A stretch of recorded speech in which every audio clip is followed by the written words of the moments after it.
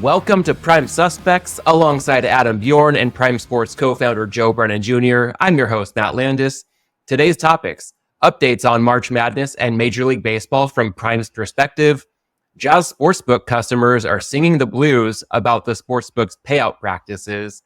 And Underdog Fantasy is now playing the role of favorite in light of its newly official unicorn status. Kicking it off with the latest from inside Prime Sports, Adam, March Madness continues to bring gladness to favorites and their backers. How has the tournament progressed from the Prime Sports perspective, given how chalky it's been, and how risk-tolerant Prime tends to be when it comes to heavy exposure on favorites? Results have actually been good. I know, was it Houston in that last round was a really good result. I mean, the last few weeks have actually been pretty good. Almost got a green month in Ohio. New Jersey was really good, though. But there's been a number of green days, green weeks. And actually, I get the report sent to me every morning, a nice, pretty, colorful Excel page. And before I even open it, I can generally see the top lines, red or green. And there's been quite a few days that New Jersey, Ohio, and Arizona have all been green.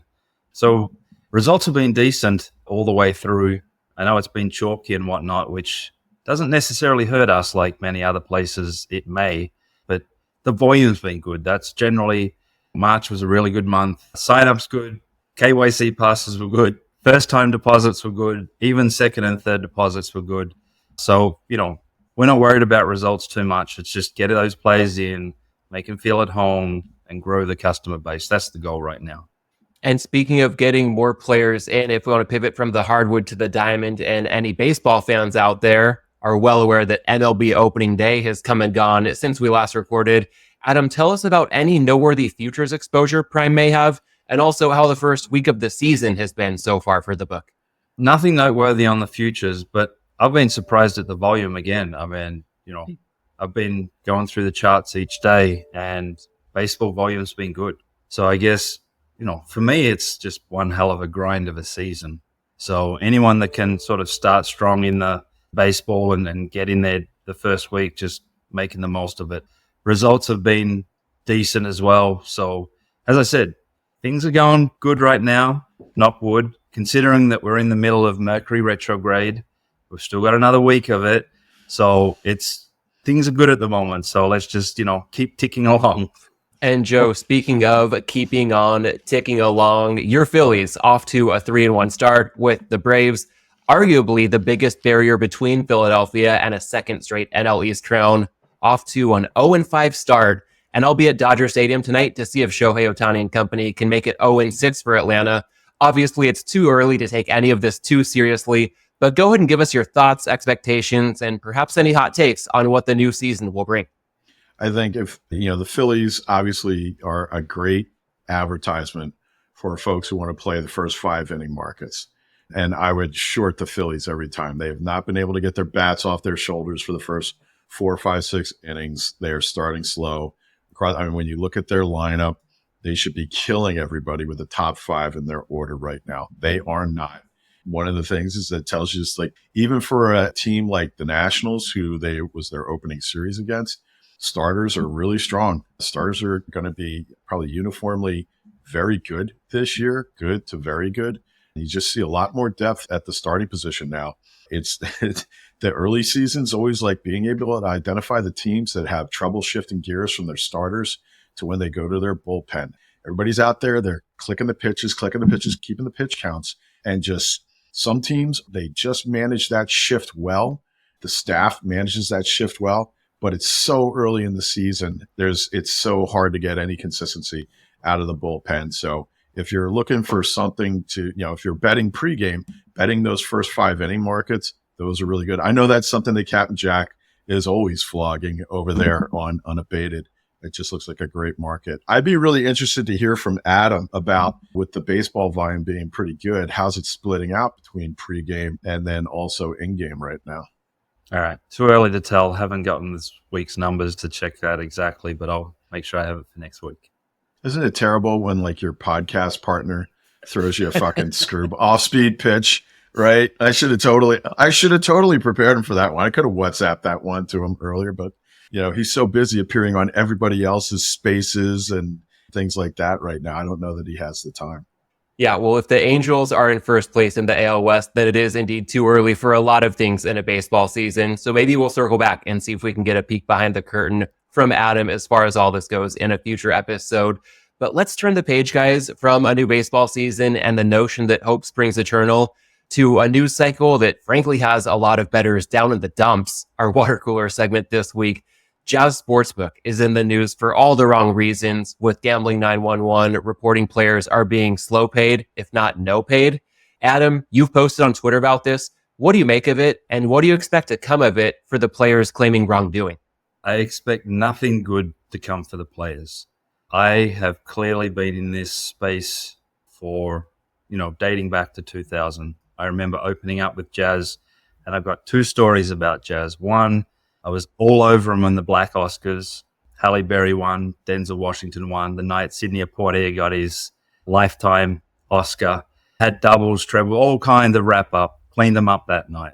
The other one is Breeders' Cup around the same period, again, 20 plus years ago. Godolphin entered their horses in two races. I found out which ones they were actually going to run in. Again, bet them straight, parlayed them up because the books had them all around the wrong way.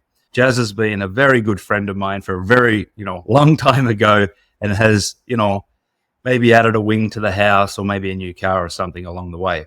I have not touched Jazz Sportsbook for at least a decade. I mean, there's been rumors and things going on with this place for a very long time. At least 12 months ago, there was, I think Gambling 911 did another article about the slow pay and things like this. I expect nothing good to come from this from anyone that has won more than lost. I think this is, the one thing that I'll push back on is when they start attacking these offshore sports books, when they've got Fliff in their own backyard playing the same game right now and, slow paid and then suddenly no paying, accounts disappearing and stuff like that. But if you've got money in Jazz, write it off as a bad debt. I don't expect any good coming from out of this based on things that I know, based on knowing a lot of people that have worked there over the years, a lot of rumblings of things that are going on behind the scenes. I'm not going to get into the hearsays and what I've heard and those kind of things because, again, I'm not inside the building. I'm not inside the conversations, but I expect nothing good to come out of this. I think I've repeated that multiple times now. It's unfortunate, but that's why we've been pushing, the regulations and the regulating the unregulated and trying to bring that kind of sports book to the US, to as many states as possible. Right now, obviously, we don't have enough to really capture that traction that would be their customer base. But I can't imagine anything good coming out of this one. All right, Joe, we'll see if you've got a different tone to sing. I'm not so sure you will, but hearing that, what does it mean for offshore bettors more generally? And how does it perhaps bolster the mission of the recurring topic Adam touched on of regulating the unregulated? Well, first of all, I was wondering if Adam's mantra there of I expect nothing good to come out of it was his way of saying, if you're a Jazz customer, get your money out now, without saying, if you're a Jazz customer, get your money out now.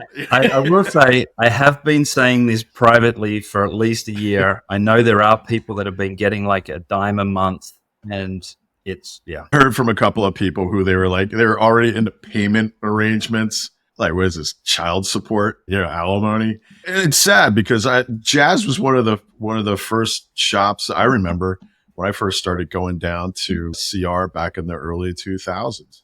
Met those guys early on, but it's like all things. You have some shops like the Bet Chris's and the Pinnacles of the world that they've been able to maintain a pretty good reputation, pretty good standard, good business practices. Those guys, they've made their reputation largely on hey, when you win, pay them out as fast as they can. There's others, it looks easy. It isn't. And, clearly things went off the rails over there at Jazz. Adam's point, people who are pounding on offshore right now, see, that's the problem with offshore. Yeah, you can say fliff, but also you can look at some of the withdrawal practices, some of the practices that, the regulated guys have right now. I mean, there's a lot that everybody can take from these things. And there's a lot that everybody can be doing better when it comes to taking care of players, when it comes to getting timely withdrawal request process, with not hanging up players' money. Like, it's their money. Win, lose, whatever. It's the players' money. Give it to them. But yeah, it just goes to show, like, even, some of the oldest operations in the business, wheels can come off the wagon. If anything, this is where, though, like, the proof is in the pudding, not in the bitching. So all the, the companies that are pointing at Jazz from the regulated market are putting it there and like, this is the problem with offshore. This is where you're like, all right, good. Well, then you guys should be making sure that your withdrawal requests, they're being done within like 24, 48 hours. There shouldn't be any of this, like, how many different ways can we hang up players? Because I think all of us have heard from players a lot, too much over the years, where they say like, hey, look, I had a win. I won like, and it's not $1 million. It's like, I won $5,000 and I did a withdrawal request at Fan Kings or one of the casinos or something like that. And, it's been a month. It's been 6 weeks. It's been more than that. And I still don't have my money. And they keep asking me for more information. And I like that. Those are the things that if the regulated market really wanted to put a fucking nail in the coffin of unregulated operations and really seize the initiative, is that they should commit to those kind of things. Like, guaranteed payouts within 24 hours or 48 hours, given some breathing or whatever for the weekend. Instead, it's one of these things where people, I even made the comparison, although I had a couple of people take some shots at me for doing it, that there's enough of these practices that you hear about in the regulated markets to know that, the regulated space hasn't seized on this advantage that they have, because it's such a huge advantage that the regulated market has for payment processing. They have PayPal, guys, they have Venmo and things like that. God, in Jersey, we can pay out in cash at the casino cage window. There's so many advantages the regulated market has, but they still haven't fully seized on it yet. All right. Well, if nothing else, I think we've established that you might be a prohibitive underdog to get paid in full if you've been betting at Jazz. God. Guys, speaking of underdogs, saw that one coming from a mile away. Let's get into our look ahead segment. Matt, if that was a pitch, it's out. Like the launch velocity on that one was like 110, and it's somewhere by the hot dog stand in center field. Holy smokes! All right. Well, it might be Underdog Fantasy circling the bases, because you could argue, Joe, that they have knocked it out of the park, recently raising $70 million to officially gain unicorn status with a valuation greater than $1 billion per Axios. Adam, want to come to you first here. Underdog is primarily known as a fantasy sports company that's laying the groundwork to also be a sportsbook, much like predecessors DraftKings and FanDuel. And it's reasonable to suggest their product has taken some DFS market share from FanKings. So tell us what you see from them that makes you think they, or any other challenger brands for that matter, stand a chance at capturing sports betting market share in the same way. I presume there's 0 to none, or very little. I should say like less than 0.5%. My first two questions would be, what's their revenue? I tried to look up North Carolina to see where there is sportsbook, and North Carolina don't seem to report by book or skin or anything like that. I don't know what it takes to be worth $1.2 billion in the fantasy space, in a sense of, they've always said they're heading towards being a sports book. I get all that.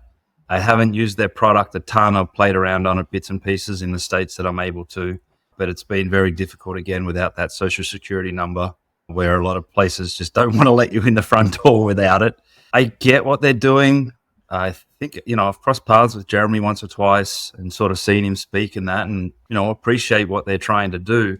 But, in the sportsbook world, I just don't get what it is ultimately that they are. I know they were playing that sportsbook game that a lot of the fantasy ones were in, where they were having like pick'ems and stuff like that.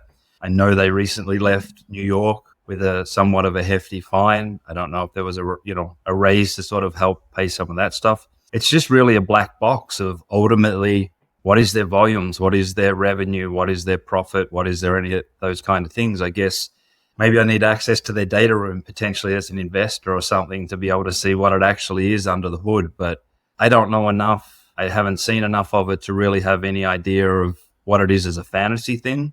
But as a sports book, good luck. 0 to none. We'll put that one down in the archives and see how it ages over time. And Joe, Adam touched on Underdog's recent exit from New York. With that in mind and playing the role of analyst, What do you make from the numbers Axios has reported, especially considering Underdog pulling out of New York the other week after settling a $17 million fine from the regulator?